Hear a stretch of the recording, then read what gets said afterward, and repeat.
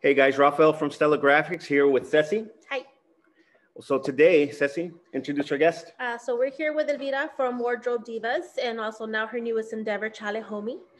So we just wanted to go ahead and take some time and talk to some of the business owners that we deal with from day to day. I've actually admired Elvira for a few years now, just her hustle and the confidence that she portrays out in social media. And I thought it would be interesting to kind of get her perspective on how she's running her business with these kind of trying times that we're dealing with.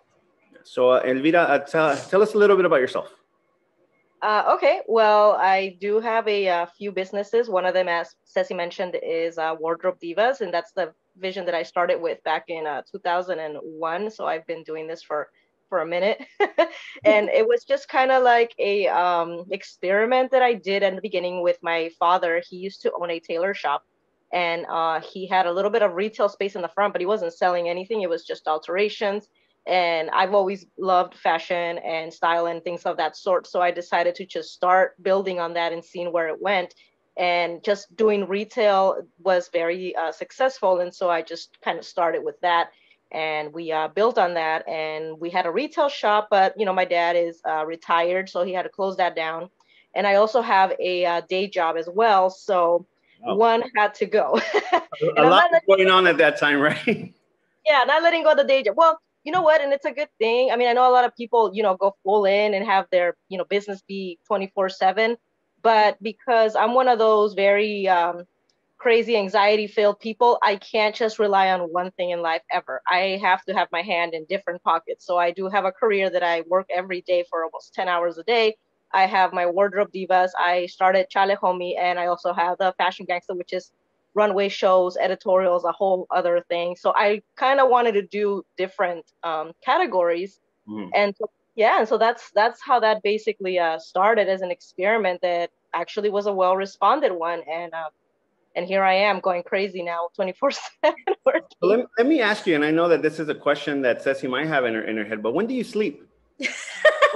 I actually sleep a lot. People don't even realize I love sleep. I am a sleeper. I like my 8 hours. I'm at night when I get texts or messages and everybody's like not wondering why I'm not answering. I'm not a night owl. I go to sleep. I'll answer in the morning. I get up at 5 a.m. That's when you're going to get answered back at 5 a.m. Brings that up because he's the same. You know, we've been entrepreneurial our entire lives, and I started working because of him, and he's the same thing. He's the one that would text me at 2 a.m. like, hey, so I have this idea, and I'm just like, bro, go to sleep.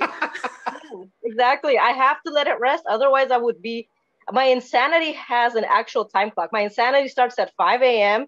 and it clocks out at 6 p.m. After that, it's like, okay, family time, boyfriend time, friend time, BS time, whatever. But I have to clock it out at 6 p.m. because otherwise, just like any addiction, it will become unhealthy to the point where it starts destroying all the other wonderful things in your life, and you don't want that. So you gotta clock it out. Cool. So can you tell us a little bit about like maybe the challenges that you faced as a business owner and all the different businesses that you deal with, especially during the last year because of the pandemic? Oh yeah, the pandemic was horrible. That's least, I mean, doesn't even have to be said for everybody. For me, it's mostly because when it comes to getting products, that was, you know, held up. As you guys probably know, the same thing. Yeah. Shipping was delayed and product manufacturing was delayed due to all the new rules and having less people working, blah, blah, blah. So the delay alone made it a little bit harder. And I was also, I'm not going to lie, and it was very discouraging that I wasn't able to do the shows that I'm usually doing, you know, when there's conventions, festivals, thousands of people, the big crowds. That's what I like. I like to get to know people and seeing who I vibe with and that kind of thing. I organically grow it so that my brand is not going to be for everybody. It's for certain people. And I just kind of want them to know that there's a real person behind the brand. Unfortunately, there are way too many cheater brands out there that are foreign. They're not even from the US, and all they do is take your design, whatever it may be, and it could be a really Latino saying, and they're somewhere out in, like, you know, Indonesia, but they've created a whole website and campaign marketing stealing other people's things. And I don't want anyone to think that I'm doing that. So I love for people to say, you know what, that's a real person. Like this is really who she is. This is how she talks. Authentic, right? The authenticity, I think, goes a long way in business. And that's funny that you say that this is how she talks, because I totally hear your voice when I see you post things online, because I know you kind of a little bit more on a personal level, but it's funny that you say that because I know a lot of people probably have the same kind of reaction with him, because he's also very active in social media, both personally and with the businesses. So that definitely makes total sense. Yeah, so COVID messed that up a lot because obviously couldn't go out anymore. It put an end to it, a stop to it, and everything had to be virtual.